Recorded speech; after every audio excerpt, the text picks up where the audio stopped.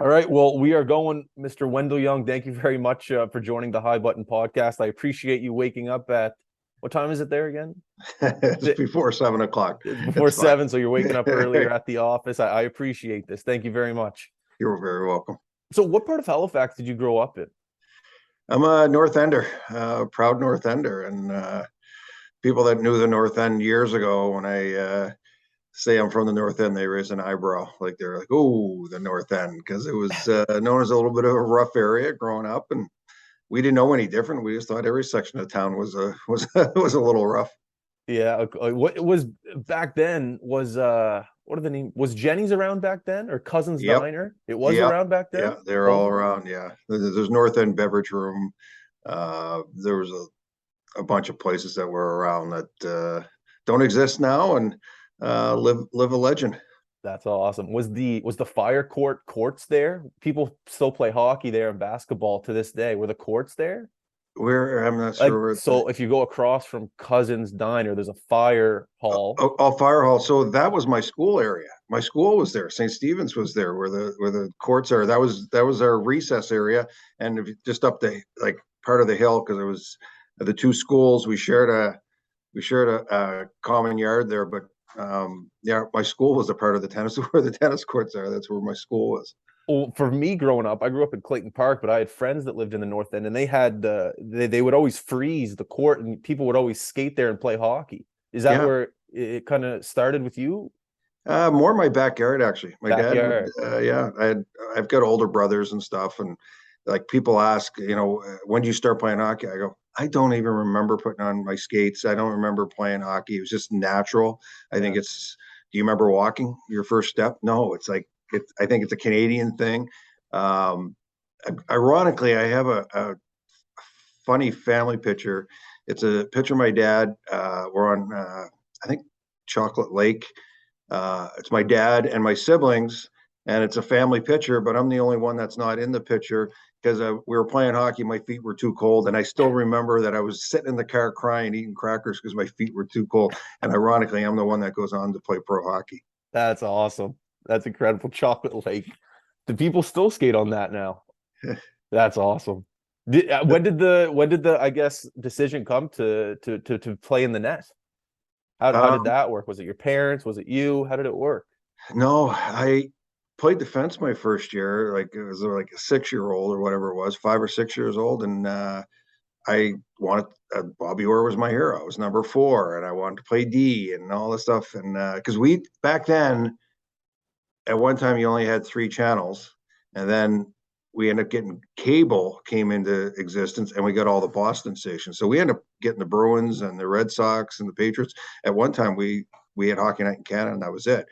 Again, I'm aging myself now, but how I got in the goal, we were in the playoffs. We were in our second game of 2 game total goal, and our goalie couldn't make it to the game. You only had one goalie on your team, and the coach actually stood up in the dressing room and said, "Who wants to play goal?" Everybody put their hand up except me.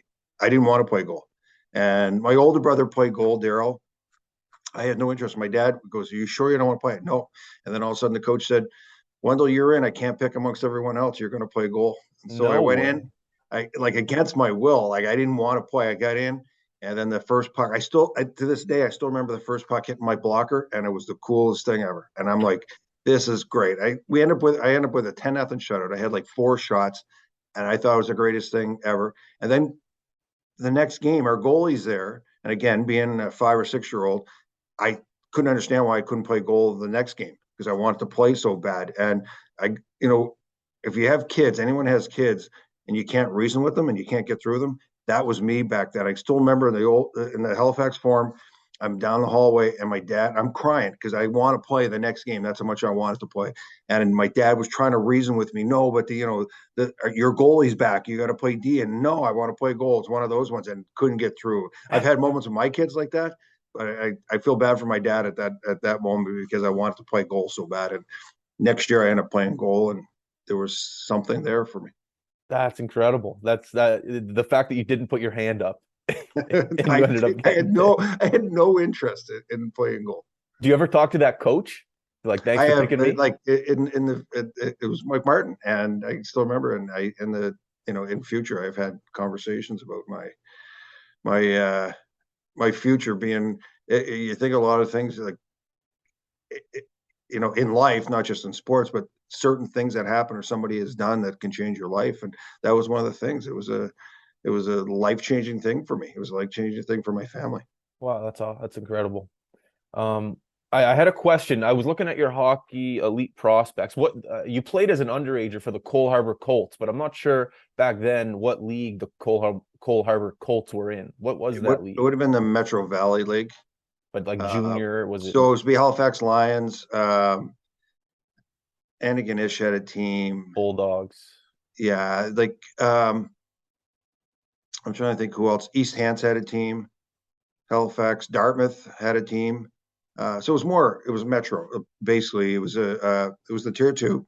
It's, um, but I honestly was going to play, again, this is another turn in my hockey.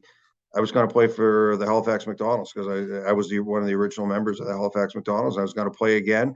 And then Cole Harbour said, would you be interested in coming out? So, my dad and my mom said, want to go over and try out. I said, I'll go over for the practice. I'm not going to make the team, I was whatever, 15, 16-year-old. And I said, I won't make the team. I'll just go over.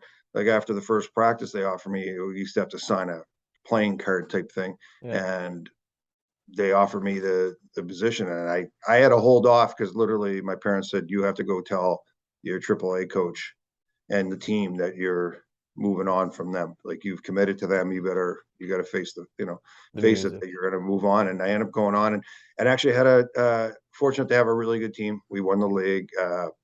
I played on the All-Star team. Like I was fortunate to have a good team in front of me, and things went well for me that year. And from there, uh, from going into playing tier two junior hockey as a young person, it opened a lot of eyes across Canada and my hockey ability. Wow. Back then was like the internet wasn't a thing back then. So was the newspaper always the sports section? I look at the sports section now. It's definitely, it is what it is. But back then, was there a lot more interest in younger players coming up across Canada? Because now you can go on any form of social media and find out who the next big star is. But back then, was the newspaper more relevant in finding out who's who? 100%. And I Yeah. honestly, I got during my junior draft, and I find out afterwards because there wasn't, like you said, there was no internet, there wasn't a lot of communication at all. I found out I was the top ranked goalie, and I didn't know. No Like way. there was no, you wouldn't know. You didn't have rankings. You didn't have all these people, and I was the top ranked goalie in Canada for that draft. Um, and so you didn't have it. And then talk about like newspapers, like everyone fought over the newspaper to get the sports section. Hockey news came in, and there were some major fights in my family because you got five boys, and everyone's fighting over the hockey news because it was the Bible. And that literally, you got your news for the previous week because there was no internet. You didn't have instant Yeah. stories, and every team had a one story in there from every team, and you fought over it, and you read that from front to end, and you were absorbed every story, whether it was true or not, and you just that's the way it was. You had to read the newspaper, and again, everything's so instant now, and the update of the scores, and now with fantasy sports, like it's instant. It's unbelievable for the game. I think it puts way so much interest in the game and makes the game even more exciting when you're uh, when you can have all these stats and if you're in a fantasy league and that. I think it just makes the game so much interesting. Absolutely. I wanted to know if you had any conversations with Al McGinnis because he was another prospect coming out of Nova Scotia. You guys played in Kitchener together. I was wondering if you guys knew each other back then before you were teammates in Kitchener. I didn't know Al personally. I knew of Al.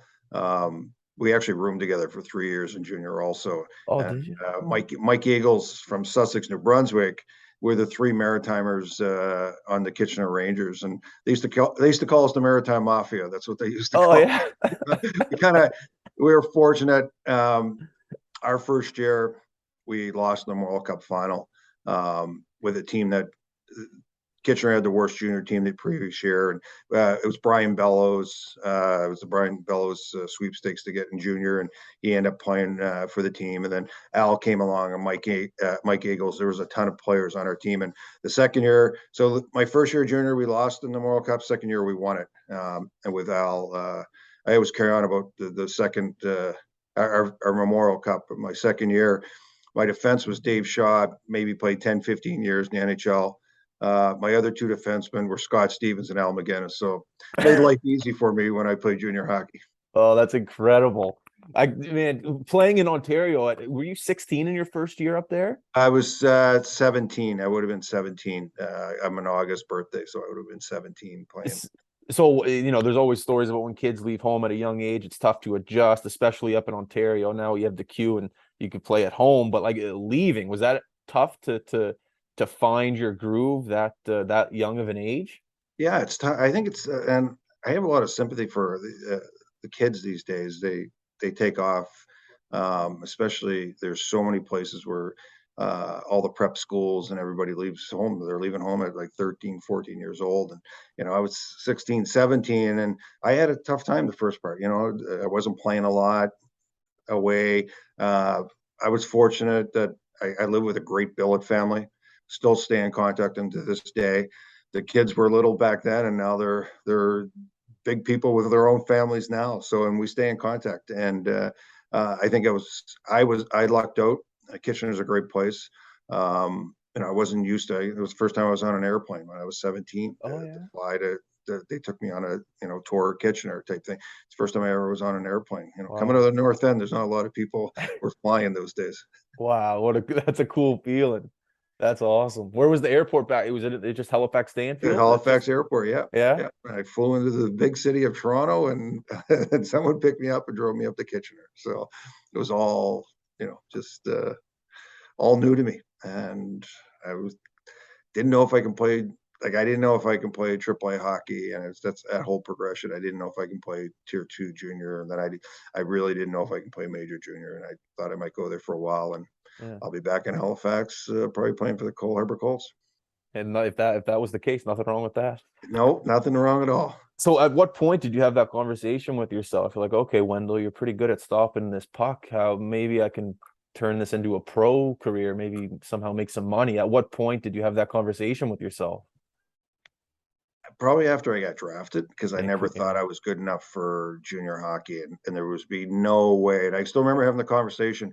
My first year of junior, we had I lived with 4 other players, so there's 5 of us in the billet home, and ironically enough, Al McGinnis and Mike Eagles, and we're talking, and they're talking about getting drafted and playing pro hockey, and I was like, "You guys are crazy. You guys think we're that good?" Because NHL players and pro players were God, in our eyes, and especially to me. Like, Nova Scotia 4 years was there, and I used to go watch practice, and I'm like, "Oh my God, these guys are just elite, and they're so far ahead." And they're like, why are you here playing junior hockey? And I go, it's just the next step. I was told to come here and play. It was my next step of playing. I go, I have at the time, like, no true aspirations, because I didn't think I was good enough to play pro hockey. And I was laughing, and then all of a sudden, here's Al goes in the first round, and Mike and I get drafted, and it just goes on from there. And all of a sudden, I didn't realize till, and again, we didn't have all the internet and all the rankings. And I think the first rankings came out for junior hockey was in January, and finally agents were calling my billet's house to take me out, because there's no cell phones, and call my billet's house to take me out for dinner and stuff. And I'm like, what's going on? Like, they're going, well, you're rated to be drafted, and and all of a sudden there's interviews with teams and stuff. And I'm like, is this really happening? Because I never thought like something was that happen. And fast forward, I was in Kitchener, season's over. I head back, and I went to St. Patrick's High School. I went back and joined in the classes, and did finish my schooling at St. Pat's. And I came home one day, and my mom said to me, somebody called you from, like, they said they were from Vancouver. I go, would you take a number? No. And I go, it's draft day. So I go, there's a chance I might have got drafted. I went to school. I didn't know it was draft day. I kind of remembered, it was one of those ones. Okay. And then I was in school. It wasn't like I was like looking at the clock. I got to find out, it wasn't one of those. I came home. I remember walking in the front door and I go, "Did you take a note?" No, they said they called back later, and maybe a half an hour, 20 minutes later, whatever it was. My agent called me and said, "Hey, you've just been drafted by Vancouver." And it was just like, and No. okay, what's for dinner? Like it was like, yeah, it was like, I don't want to say I'm jealous, but it's pretty cool to see the hoopla and the recognition of these kids when they get drafted. I think and for me, the kids kind of know they're going to get drafted. For the most part, I think it's just seeing the families and the excitement on the parents and the kid and their siblings and friends of them getting drafted, and seeing so many kids fulfill the next step in their dreams. Their Yeah. the dream is to get drafted, and then the work really starts to actually play pro hockey. But just to see the excitement of that next step is pretty awesome. Well, with all due respect, what are you doing playing linebacker for St. Pat's, knowing that you might get drafted to the NHL? You're risking injury. Why did you play? I like my high school year. I I was playing softball. Um, I would practice football on the commons, and then go to softball practice. Then I had lacrosse practice, and I had hockey practice. Like September was a crossover of all the sports, and I was exhausted all the time. I played it, but football I loved it, and so I remember I was playing hockey, and my mom was driving, and I'm exhausted coming home from East Hants actually, and my mom goes, "You got to quit a sport," and I said, "Okay, I'll quit hockey." And then she didn't say a word again. She never said a word to me. And ironically enough, probably 5 years ago, we were talking and just kind of carrying on about something. I go, "Mom, do you remember?" She goes, "You remember that?" And I said, "What'd you say? What was your response?" She goes, "Nothing," because I was shocked. I go, I I love football, and I loved playing in the box lacrosse. It was because I wasn't playing goal, and it was major contact, and I loved being a part of that, and it was awesome. And my time playing football, I have great memories playing football. I have great memories playing lacrosse, and I just think because uh, I'm not big now, but back then I felt like I was Yeah. bigger than everyone or thicker than everyone or whatever it was. So it was a fun way to grow up playing those contact sports. I didn't know you played lacrosse. Do you know Wayne Fink? Yeah, You know, absolutely. I like this. I was my the year we won the Memorial Cup. We won the Canadian softball midget championships, and I played in the it would have been a lobster pot tournament, which would have been the Canadian yeah. uh, lacrosse championships. I played all those in one year. It was kind of Wow. a great time of sports for me, and uh, our St. Pat's teams weren't very good. Our Fort Needham teams were unbelievable. But our St. Pat's teams we always had to play QE, and we wouldn't do very well against them. I heard you're quite a fastball second baseman. You were an All Canadian in 1980. That was the year, we But whoa, so that was the year that everything was that just was the year. Yeah, that would have been yeah. the year. So 1980 there You going to the got Memorial drafted Cup. in 81. Yeah. Yeah, yeah. So it was all it was just everyone played different sports, and that's what's kind of it seems like kids only play one sport now. And I think I was better in hockey because of playing baseball. Maybe my catching hand was better, my reflexes were better. Just I think playing other sports make you better. Probably hockey made me better in softball or football in some sort. And I think it's too focused on one sport. I think there's got to be some release sometimes to go play another sport, have a different group of teammates and friends and stuff. And even though I had basically one common theme, like I think in every sport I played with Stan Henniger from the North End was a common theme. Like we played hockey and softball, we played baseball together. We like uh, all the time in all these teams, and he was a member. Actually, Stan was, I think he was MVP of that softball tournament. I think he was batting champ. Pitched a no hitter. Like it's just stuff of legend, pretty well with him in softball. He says there's a debate between you and him whether or not who's the worst basketball player. Is it him or Did you you? notice I didn't say basketball? Yeah. Because I can still remember like playing whatever junior high or whatever it was, and like I didn't have the coordination to do a layup, and it was just awful. It was like I I would say it was a closer resemblance to rugby than actually basketball when I played, because I just have no um, I have no coordination. I can't dance. I can't do anything. Everyone's going like, "Well, you're a goalie." I go, "Listen, I've got hand-eye coordination and reflexes." I said, "But rhythm, none." And basketball, you need rhythm in basketball, and I have zero of that. That's funny. Yeah, hockey. I think hockey players are the best all around athletes. It's just maybe I'm a little biased, but I don't know. I think we're all right at some stuff. Yeah, I think like people like hockey players excel at other sports. Like the swing of the baseball. You see guys taking batting practice with major league teams, and they're knocking the ball out of the park. Like Yeah. there's a natural swing. Of course, hockey players in the same, I guess, rhythm of hitting a golf ball. Like some of the golfers, some of my teammates and some of my players right now are scratch golfers, and like it's Oh just such yeah. an national. And again, I didn't have to shoot the puck. I have no coordination. I wasn't very good at golf either. That's fair. Yeah. See the rugby and the football, you don't need coordination. You just need to be play hard, and that's basically how I became a goalie. Like I was more based on work and doing everything the best of my ability than actual the skill. Because Yeah. I say all the time that I I was God given a little more skill than the average person. Yeah. But when you get to a certain level, you look around and the amount of skill that's around you, you're humbled, and you're kind of like, you're not so good, And then it comes to working hard, and it comes down to being, first on the ice.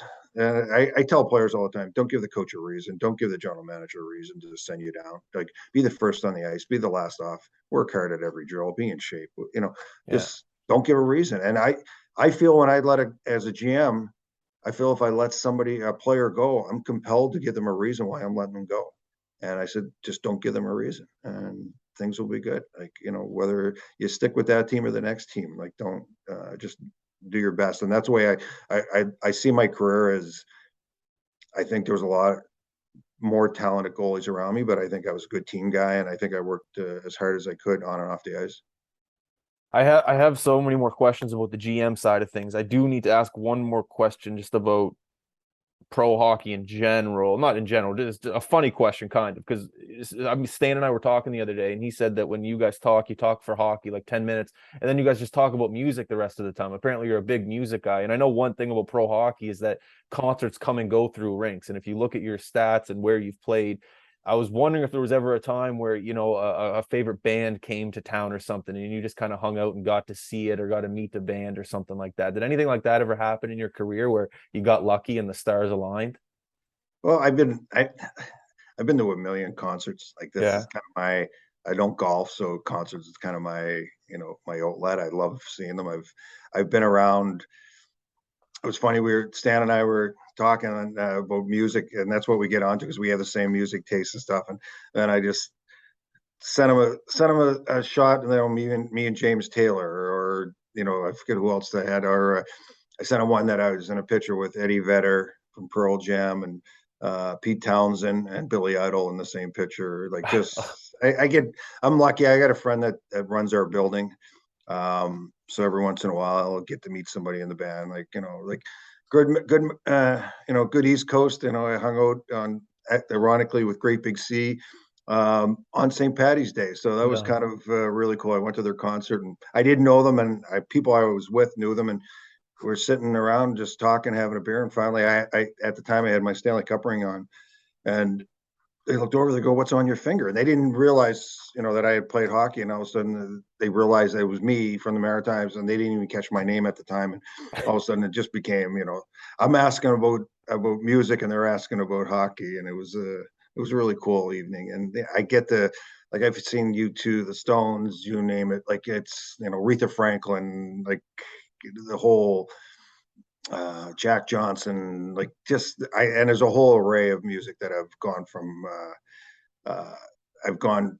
It's funny because within a week I could go from seeing Metallica to James Taylor to, you know, Led uh, Zeppelin, Led Stairway Zeppelin to Heaven. Yeah. to Adele. So like my To a variances of music's all over the place, and I just think it's phenomenal that someone could pick up an instrument and have a voice like that, and just uh, entertain somebody. And like, Ed Sheeran by himself on stage, just looping music. Like, it's spellbinding because it's the fact that he's up there and he's got 20,000 people just hooked, and it's just him with a little looper and plays the music, and everyone's just, it's so cool. No frills, just, I go to small venues to see bands, and just I'm just a love music. I think it's the one of the coolest things. I think it's soothing. I think it's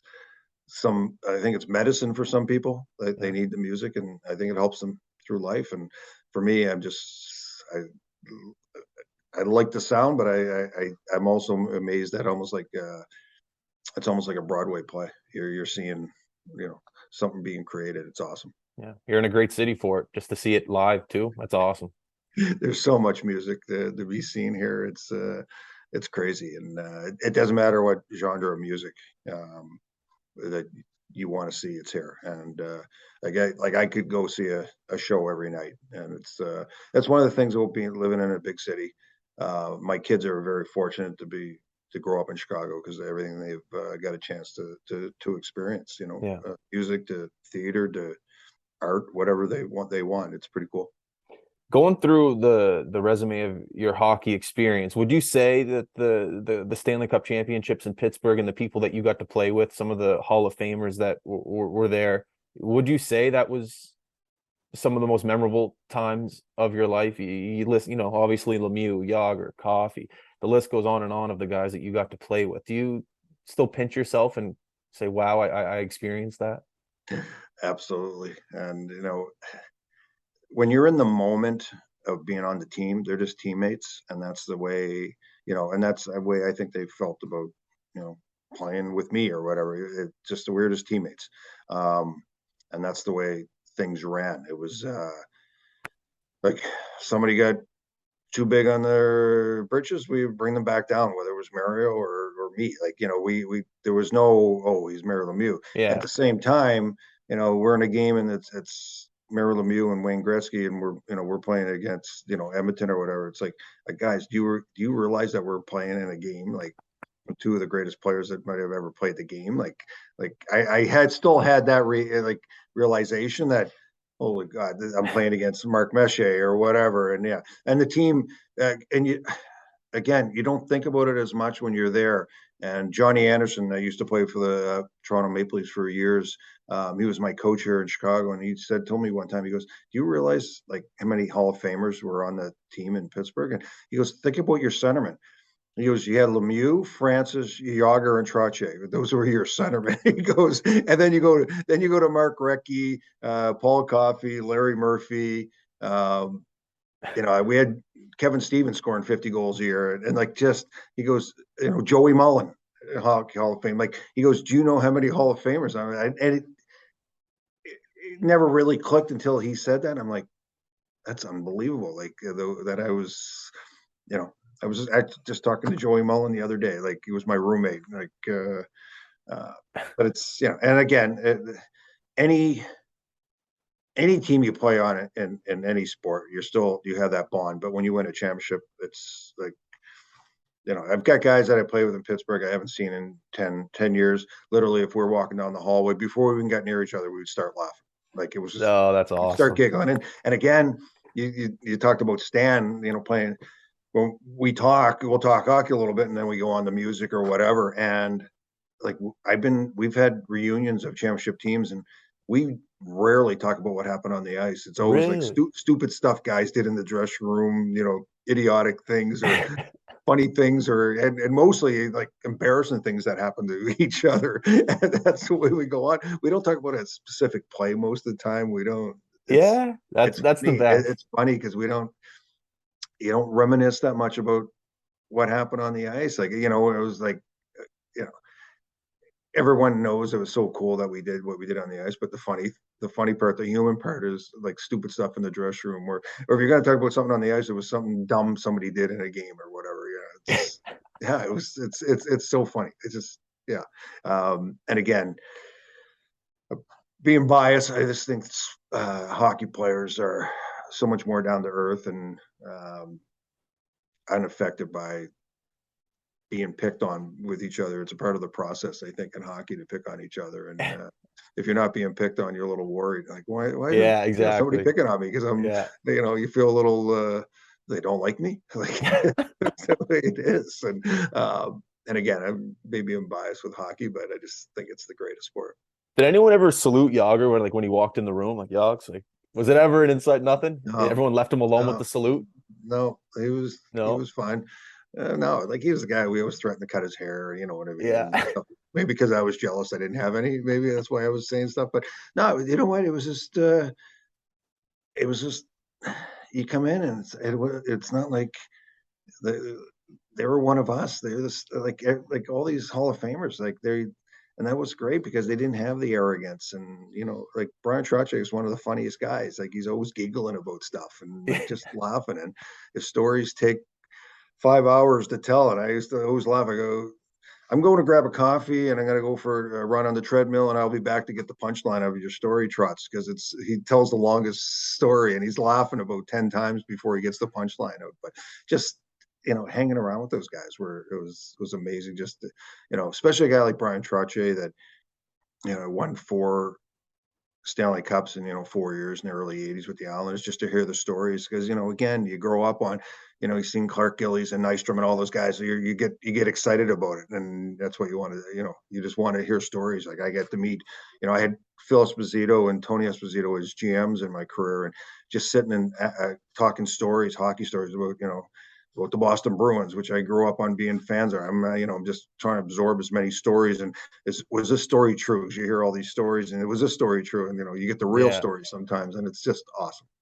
That's incredible. I was at the Mellon Arena once. Great rink, great barn. I was there like the last year. I was there for a Sid game. It was one of the last years they were there. I walked in and like your feet were sticking to the floor. Oh, Like there's like just from years of spilled drinks. I didn't realize, and I got invited back as one of the players when they played their last game in the old Igloo Mellon Okay, Arena, yeah. and I didn't realize how crappy it was. Like I didn't realize it. Again, it's something you don't realize when you're there, and then you're gone. You come back, you're like, oh my god, these hallways are so tight. The dressing room is small, and this, and you start looking, and you're like, this place is a dump right now. And I'm like, and I'm like, what? It didn't seem that way when I played here. It seemed like a castle when I played. No, now it's like it looks like a dump. Like, and it was long needed to be taken down. Was there ever a fight? Because I saw when the guys came out of the room, they had to skate past the away team warming up. Was there ever like an incident you remember playing there where it's like someone bumped into someone, or was it always smooth sailing? Because I thought it was I weird don't. that you guys had to go Yeah, past. I don't think there was any true fights, but um, of course, there's going to be guys bumping guys or shooting pucks at each other and Yeah, stuff. That probably got straightened out during the game. yeah. So yeah, we That's well, the the hatred back then is so much higher than it is now because I find players are in so many camps together. All their agents have camps. It seems like everyone knows everyone now. yeah. Back then, I think there was true hatred. Like I think if somebody walked into a bar, there'd be a fight. Like it was true hatred. It wasn't just now. It seems like something will happen. It's on the ice, and it like back then it carried away from off the ice too. Like you wouldn't. I've been in places like, oh God, something might happen here because it was true hatred. And I don't think you see that now. You see the competitiveness of players now, but I don't think there was true hatred back then. When you started in Chicago, you were the assistant coach for 6 years, and then in 2009, you switched over to the GM side. What was the, I guess, thought process of, okay, maybe my talents are better off on the GM side rather than on the bench? Well, I really think if you look around hockey, there's a lot of goalies that are GMs, not so many coaches, but a lot of GMs and in management. You can go around, and I'm amazed how many in my meetings people go, yeah, I play goal here or play goal there. I didn't realize it, but I think the analytic mind, they see the game. I think goalies see the game. I sat in the net and watched hockey in front of me, or I sat on the bench and watched a lot of hockey. And I was in. I owned a part of the Halifax Mooseheads. I owned a part of Lewiston Maniacs back in the day when they were in existence, and just the whole. I like the financial side of stuff. I like the sport. I like the whole mechanism of the game that way. I was sitting with some NHL GMs one day, actually at the draft, and we're sitting around, we're talking. I go, "Do you know what we do for a living?" And they were like, "Well, we do this and do that." I go, "We actually play fantasy hockey for real. We actually play with real players with real money." I said, "You guys more on a higher level. I'm in the American League, but think about how much money you guys are. You guys have the salary cap, and you guys got to get the best talent for the least amount of money. And you got to play. You're playing fantasy. You're putting Yeah. guys on injury reserve. You're sending guys down. You're trading for guys." I said, "You're playing at the time, I think it was 31 teams or 30 teams maybe back then. But I said, you're one of 30 in the world that play real NHL fantasy hockey. That's what you do for a living." And and they're like, I go, "No, like I know that a bunch of them didn't even look at it that way." And it's kind of, I think it gave them a better view of what, reality. And that's what they're doing. They're using real people and real money for fantasy. And I think that all intrigues me.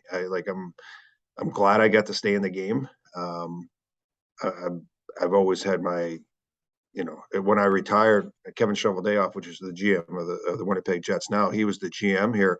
When I retired, we went for lunch, and he goes, "What do you want to do?" And I said, "I actually want your job."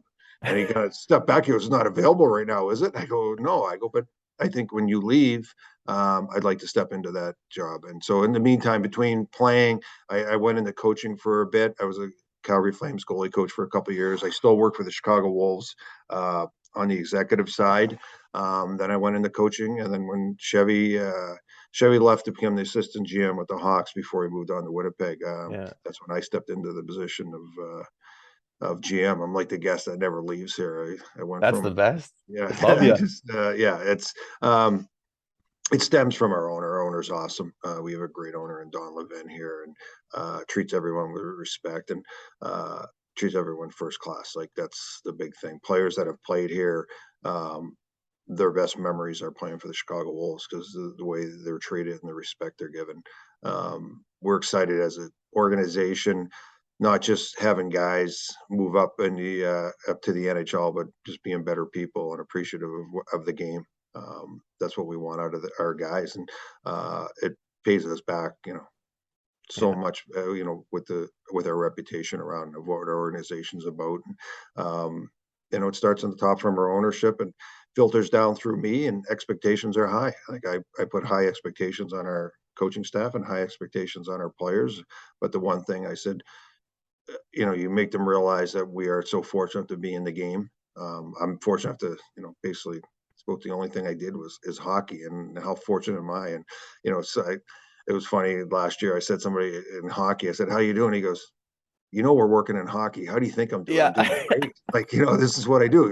Don't get me wrong. There's a lot of frustrating days, and a lot of days you're just going crazy, and things are happening, and things you can't control. But you sit back and face reality. I'm working in hockey, and I'm fortunate enough to watch hockey all the time. And I had Grant Mulvey as my first coach here. Grant used to play for the Blackhawks and I think New Jersey and stuff. And he sat back one day and he said, "You know what? You're a disciple of hockey." And I go, "Like, what are you talking about?" He goes, "You love the game and you preach the game. You help with kids. And I caught myself, and even to today, like, our practice facility, there'd be kids on the ice, and I'll stop and I'll watch the kids game because I love watching hockey. I love everything about the game.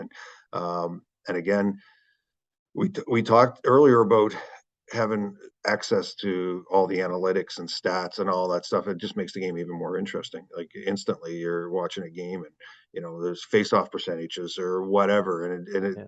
I think it makes the game more of a chess match, and than it used to be. Like, it used to be the eye test, but I think the mix of analytics and the eye test is awesome. That's great. Like, yeah, the game's changed, and if you're able to adapt to it and learn from it, you can definitely become better at your job for sure.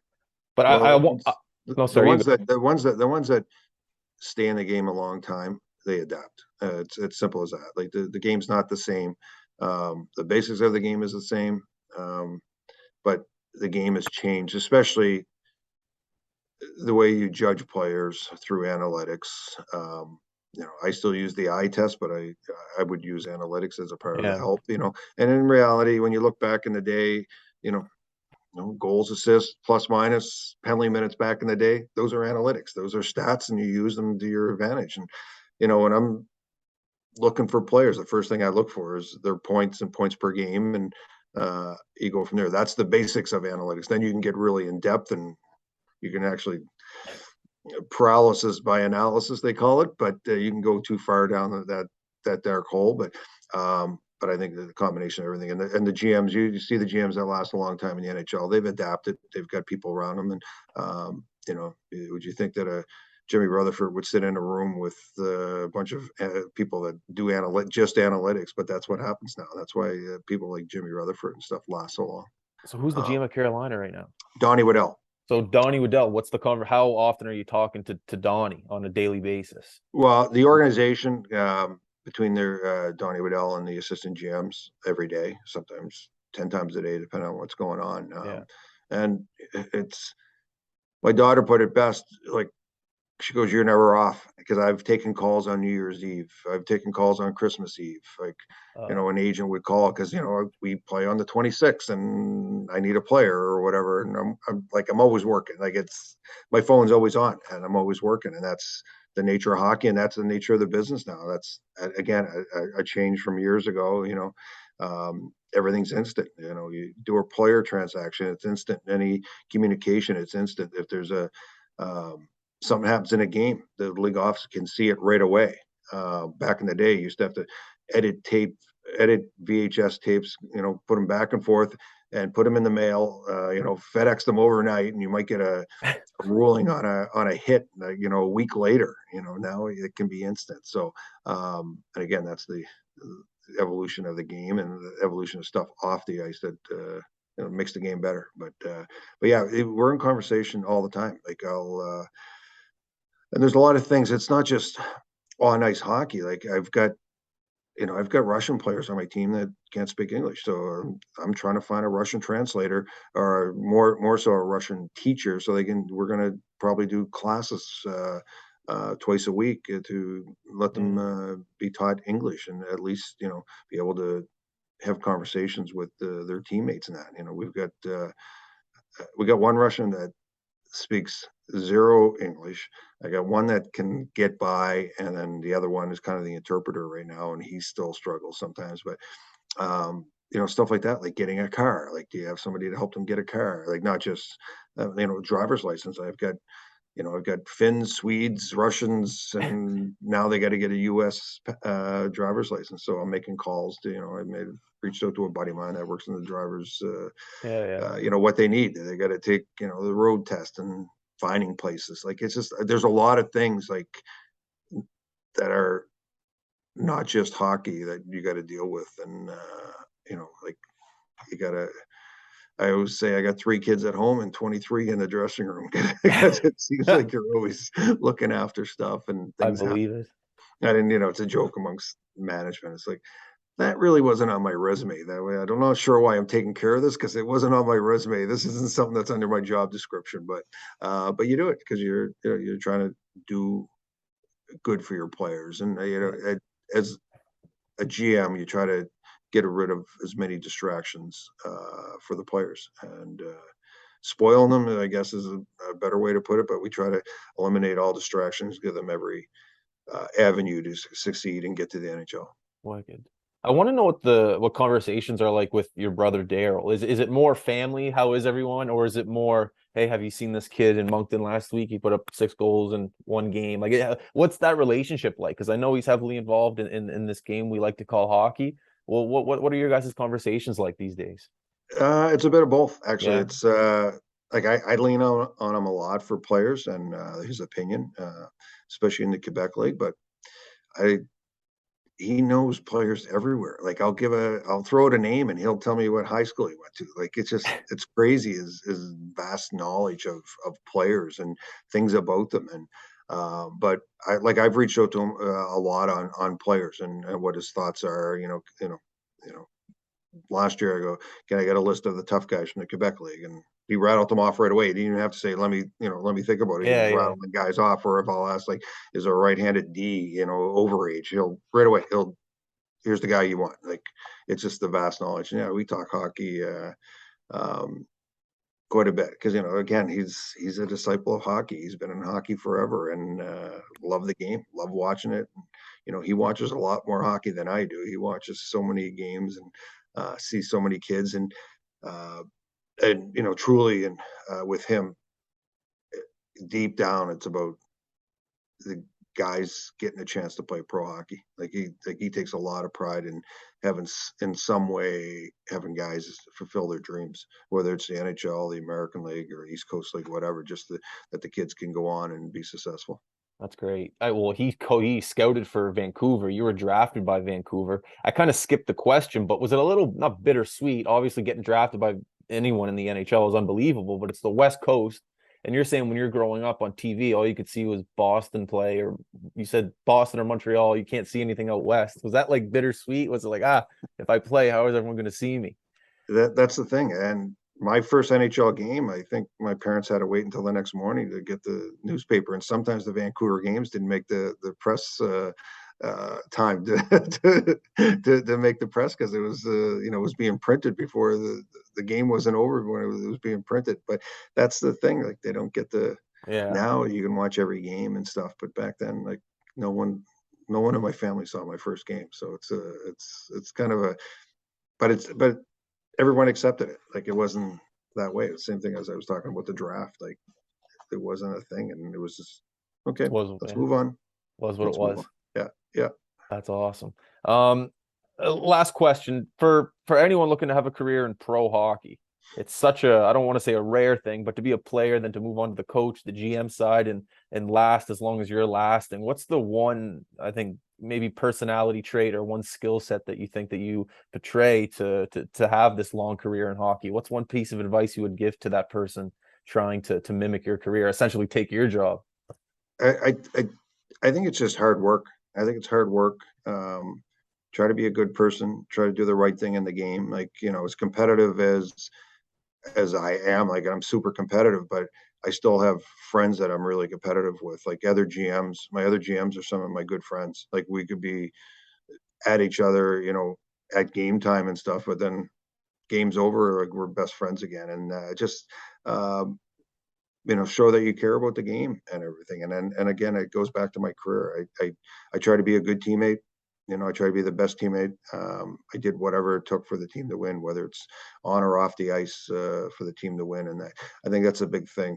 I I say this all the time about people from Nova Scotia and people from the Maritimes. I think we have an inferiority complex. Sometimes we don't think we're good enough to play the game or be involved in the game sometimes, and that's not true. If you start looking around the amount of players that have come out of the Maritimes, but we still have that we're not good enough to play attitude. And I try to point it out that the amount of players that have come out of the Maritimes, and look at some of the top players in the NHL right now, with Crosby and McKinnon, Marchand, like, the, we talked about when I played Al McGinnis and, all these guys that have been around out of the Maritimes.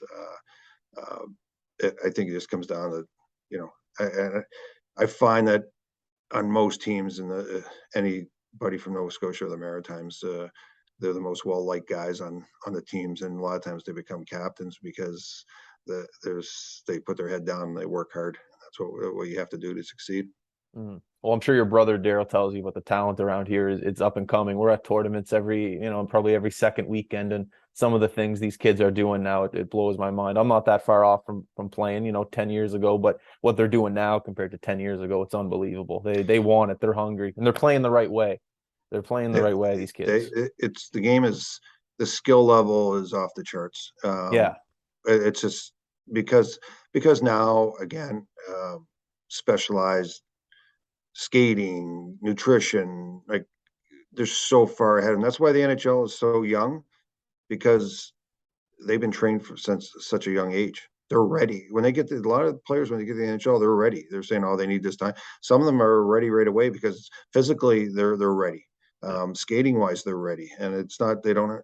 Some guys don't have to take that time in the minors and that in the league is younger, because like it's the speed of the game. Like it's just the game is so much better. And it's funny, you look back and watch some of the old games, and you're like, oh my god, that was so slow, and look at the way they played. And again, it's a matter of the error, but just see the speed. And being, if you go down by the glass during a game, and this could be midget hockey or whatever, it's unbelievable how fast the game is. Mm. It's so quick. And you got to be able to skate. Back in the day, you can get away with hooking and holding and not being able to skate. And like I said, I was looking for a tough guy last year, and I said the guy's got to be able to skate. He can't embarrass himself out there. He's got to be able to skate. And I said, I need one of the better skaters on your team that's tough, because that's what you need. You can't play the game unless you're, first of all, be able to skate, and then you got to have the hands too. Yeah, it's got to be a combination of everything now. Yeah, I, I absolutely. I have one question about the leadership ability within the NHL. Like, there's a little bit of controversy over like Suzuki and Montreal being the captain. Like, he's too young, he's not ready. Being in the dressing room in a pro organization, what's your thought process on the leadership ability? Is it okay for someone to be a bit younger, or would you mind a grizzled vet? I guess a grizzled vet in pro hockey is like 30 now. But Okay, what's your so thought process on that? especially now, the long-term contracts, like it, it's fine to put it on a young guy, because there isn't that. There used to be a division of older guys, young guys, rookies, vets. There's very little of that now. And Okay. again, the way it is now, the older guys can still, lack for a better word, run the dressing room or run the team, while the figurehead is the guy with the letter. And it's, like here I was a goalie, and I couldn't be a captain. And like so many of my coaches go, you're one of the captains. I can't put a letter on you, but you're one of the captains, because you lead the guys, or you Yeah. work hard, and it's the leadership. And it's the old thing, you don't need a letter to be a leader. And that's what I think happens in the dressing rooms. Like some of the older guys can come in, and but again, you're looking for somebody that's going to be there long term. And a guy like Suzuki, he's going to be there long term. And put it on him. And he's a hard worker, and he's a good guy, the whole deal. So you put it on the face of the organization, and it's worked in other places. Look at Tays in Chicago, look at Crosby. Go through when you have skilled guys and put the letter on them. Uh, it, I think it makes them lead even more too. It's like an enticement for them to lead when you put that letter on them. And I know I keep saying last question. I swear, Wendell, I'm gonna let you go. But No, I'm good. I'm okay, good. Again, I love talking hockey, and I love talking. good. Is anyone in I the like. office yet? No one's here yet. No, no. I I'm love good. it. I'm good to talk. Again, it's as I said, like we're talking hockey. How bad a morning is this? It's like a great morning. Exactly. We're talking hockey. Monday morning, that's your job. Talk hockey. That's it. Have you seen the movie Moneyball? Brad Pitt, Yep. baseball, Yep. and like he's the GM, and he has a weird style where he doesn't get too close to the players because he has to like sometimes deal them, and he doesn't want to build a personal relationship with them. I was wondering what your style was. Are you cool saying hello to the players, maybe giving a little bit of advice, or do you like to talk to the coach and the coach talk to the player? Like, what's your style? No, I'm down in the dressing room all the time, Are you? and I'm down. I'm just hanging out, and I'll laugh about stuff, and I'll say stuff to the players, and I have no. Um, You're just trying to listen to the music, see what the kids are Yeah, I listening want to to. see what Yeah. music, and Yeah. I'm worried about their music taste sometimes. And uh, but yeah, it's no, I want them to feel comfortable here, and that's one of the things that at my initial meeting with them before the season started, I said, again, we're playing hockey. I want a smile on your face. I want you to come here, work hard. I'd like to win and work hard, but the bottom line is I want you guys to be happy that you're here. And like I'll go down and I'll have a coffee and hang around, and Yeah. we'll talk hockey. We'll talk about other things. And no, I'm around them. I kind of look at kind of like being a dad, um, trying to be. I'm not friends with them, but being friendly with them.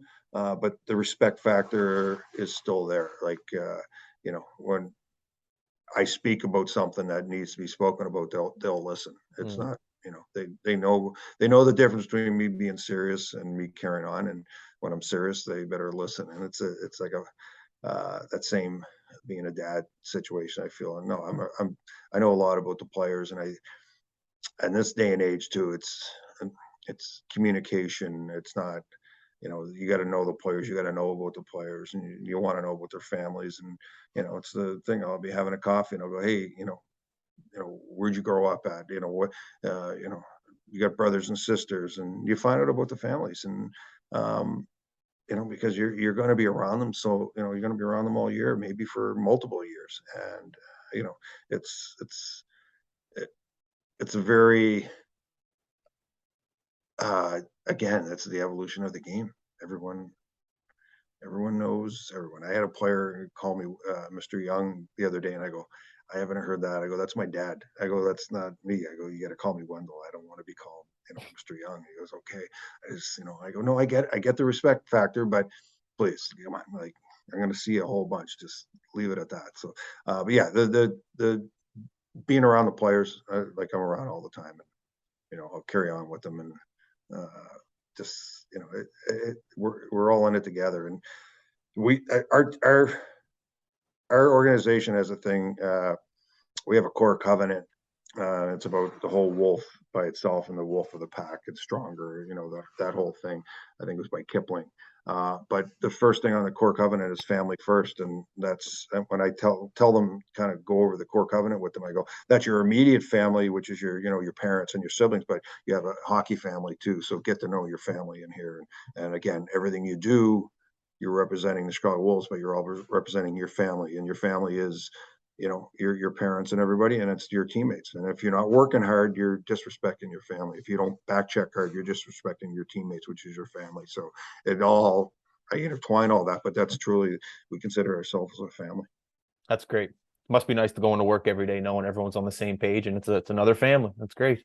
It's the work environment you want to have. You don't want to you want them to come to work and enjoy working hard, and that is they'll be successful whatever they do, whether it's hockey or anywhere they go. Like, enjoy what you do.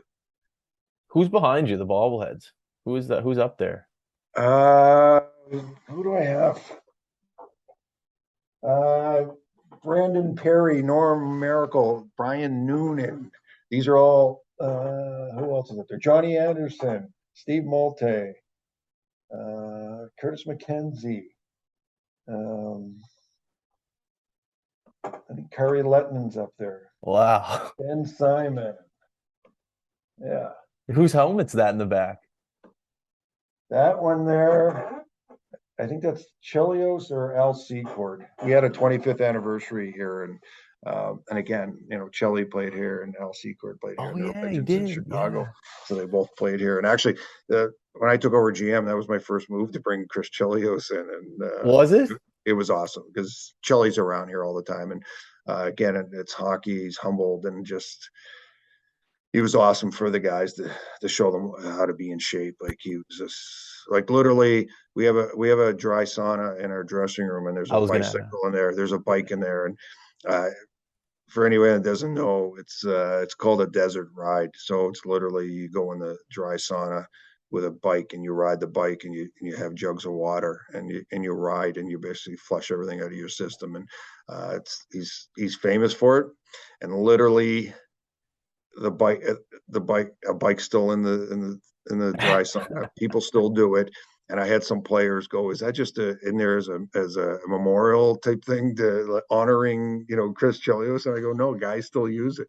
But they, that's one of his big things. But he was awesome for the guys to be, I bet. to learn how to be a pro. And he's so humbled.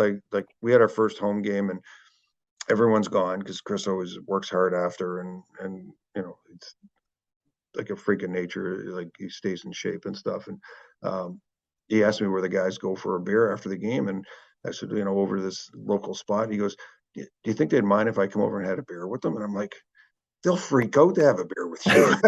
I go, Chelly, do you know who you are? Like, he goes, no, I don't want to like infringe on their things and stuff like this. But it's not like, he'd walk in, hey, Chris Chelios is here. No, he literally asked me, do you think they would mind me having coming over and having a beer with them? And then he became one of the guys. Like, That's great. that's awesome, seriously. And yeah, you talk about loving hockey. That's it. Just love. You just love. That's the humbleness of the game, and again, as much as they're high on a stature, like we talked about the Hall of Famers that I had with, there's just sometimes, they're normal guys. Some guys, like some of the best players I play with are some of the most insecure guys too. You don't think about it, and you think, oh, they're all this, but they have issues off ice too. Like, and they're insecure, and you come to realize some of the top players, like, they're so used to being great, like they're almost insecure of not succeeding or being great, or somebody thinking other than that. And so you see that dynamic. Um, it's almost a pressure to be great all the time, and it taxes some of these guys. Like, it's hard on them not to be great every play and every night. I believe it. Me playing goal, like, I think people expect me to have a bad game more than have a good game. Everyone expects the superstars to have a great game every night. Like, if I No had a good pressure. game, that was special. Like, you know what I mean? If I had a bad game, oh, we just had another bad game. But the guys that are those elite guys, like, everyone expects it. And when I say everyone, I'm talking fans to coaches to management. You expect an elite game every night, and Yeah. sometimes it doesn't happen just out of whatever, or maybe something's going on at home. Like, people don't think about that. Like, maybe something's going on.